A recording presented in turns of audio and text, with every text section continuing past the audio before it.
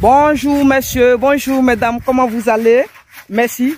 Alors donc aujourd'hui c'est la deuxième séance de notre construction du bâtiment de poulet de chair. Donc vous voyez, voici maintenant l'équipe de travail. Voilà. Vous savez, c'est ce que j'ai dit certaines fois. Je parle en termes du responsable de l'agence investie dans l'élevage.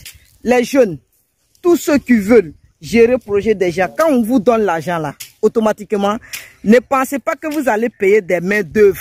C'est-à-dire, vous partez voir les menuisiers ou bien les maçons pour dire non, ils vont venir négocier. Non, ne faites pas ça. Ils sont chers, extrêmement chers. Ce que vous pouvez faire, prenez la sympathie, vous-même déshabillez-vous et portez vos vêtements de chantier. Vous allez travailler avec une petite équipe. Vous prenez ceux qui sont bien dans le domaine et puis vous allez travailler avec eux. Là, il n'y a pas de souci. Parce que quand vous travaillez avec ces personnes travaillent bien avec vous. Mais quand vous allez prendre ceux qui sont dans la ville là, souvent même là, ils vont laisser traîner les travaux. Ils vont faire ceci, ils vont te parler ainsi. Si tu les laisses eux-mêmes partir acheter les planches ou bien acheter les matériaux de construction, je vous affirme que ça ne serait pas la qualité. Mais ici là, regardez, hein, regardez les supports, ça là. Parce que le jeune qui était venu, celui avec qui on avait fait le devis, lui il nous avait parlé de 8,6. Mais 8,6 qu'il avait dit là pour faire le support là, a dit c'était au même prix que 8,11. Voilà, donc on était obligé d'aller faire 8,11 et 8,12 pour faire le support. Voilà, il ne nous a pas parlé de ciment. Voilà, en bas là, lui-même, il ne nous a pas parlé de ciment. Il faut mettre ciment, laisser reposer pendant des jours et puis voilà. Quand ça serait sec, tu vas voir que le bâtiment est bien arrêté. Non. Pour lui, c'est de faire un business rapidement et puis quitter. Mais ils sont très chers. Donc, automatiquement, il a décidé de faire venir moi-même mon équipe qui est à Abidjan. Donc, messieurs et dames, pour toutes vos constructions, je dis pour toutes vos constructions dans le domaine d'élevage, n'hésitez pas à nous contacter. Nous sommes prêts pour construire tout type de bâtiment d'élevage. Puisque déjà, moi, je suis dans le milieu d'élevage. Donc, quand on veut construire un bâtiment, on connaît déjà. On n'a pas histoire de dire non, il faut construire comme ça, comme ça. Non, on ne va pas arriver à discuter avec les gens. On sait déjà où ça serait orienté et quelle est la dimension que ça doit utiliser. Vous voyez, on respecte les dimensions en fonction du nombre de poulets.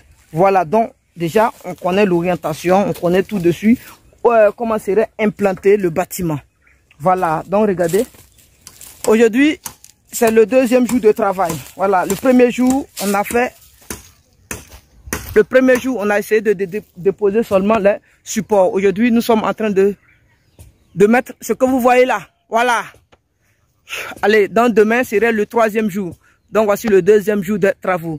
Donc en fonction de ça, vous allez voir combien de jours on peut utiliser réellement pour construire un bâtiment d'élevage de plus de 2000 poules pondeuses. Non, 2000 poulets de chair plutôt. Je dis 2000 poulets de chair. Parce que quand vous allez, bon, il y a certaines personnes, ils vont vous marmailler en disant non, on va prendre 2 semaines pour construire le bâtiment, 3 semaines pour construire le bâtiment. Bon, bref, avec ça, comme bon, on en a construit assez, hein, mais je n'ai jamais fait vidéo dessus, vous montrer le projet des gens. Mais voilà, ça c'est le projet de quelqu'un. Mais maintenant, avec l'autorisation de la personne, j'ai dit, bon, ok, je vais présenter ça. Voilà, elle a investi pour qu'on puisse gérer le projet. Donc, c'est à nous de construire tout. Avec son autorisation, elle m'a dit, bon, je peux montrer ça aux autres personnes. Elle est au Canada, hein, c'est une Canadienne. Non, elle est au Canada, c'est une Ivoirienne, voilà. Mais elle est au Canada. Depuis là-bas, elle voit son projet. On est d'accord. Donc, messieurs et dames, franchement, moi je vous encourage à miser bien dans le milieu. Pour tous ceux qui n'ont... Bon, il y a certaines personnes qui veulent miser, mais actuellement ils sont souvent découragés par le conseil de leurs proches, par le conseil de leurs amis, par le conseil de leur famille. Mais quand ils misent aussi dans la main de ses frères ou bien sœurs, souvent ils se font voler, ils se font arnaquer certaines fois. Venez, vous allez prendre des conseils pour savoir miser. Comment vous pouvez miser dans le projet. C'est ça la première des choses. Il faut connaître où tu dois déposer tes parts. Il faut savoir pourquoi tu es en train de dépenser. Il faut connaître où tu vas aller. Parce que si tu ne sais pas où tu vas aller, tu vas dépenser dans le vide. Et quand tu dépenses dans le vide, il faut te dire que tu es en train de mettre une génération en danger.